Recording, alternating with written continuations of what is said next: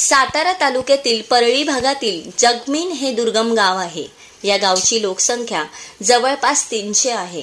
या गावातील विद्यार्थ्यांना शाळेत जाण्यासाठी जीवाची बाजी लावून लाईटच्या खांबावरून जावं लागतंय। एकीकडे सातारा जिल्हा परिषद असेल किंवा कृषी विभाग असेल, लाखो रुपये खर्च करून शेतकऱ्यांसाठी योजना राबविते। मात्र जर जगमीन गावची परिस्थिती बघितली तर जिल्हा प्रशासनातील अधिकाऱ्यांच्या उदासीनतेमुळे या गावकऱ्यांचं जगणं मुश्किल झालं आहे। जगमीन या गावची भौगोलिक परिस्थिती पाहता या ठिकाणी पावसाळ्यामध्ये मोठ्या प्रमाणात पाऊस आणि धुकं असतं।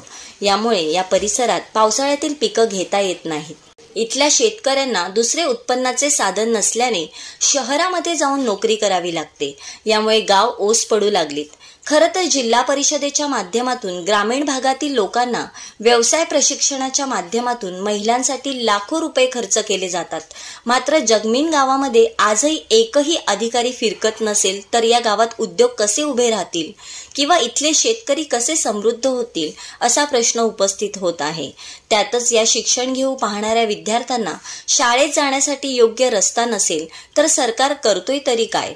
प्रशासनावरती सरकारमधील मंत्र्यांचे, लोकप्रतिनिधीचे नियंत्रण नाही का? असाच प्रश्न या जगमीन गावची परिस्थिती पाहिल्यानंतर उपस्थित होतोय। The best thing team Satara.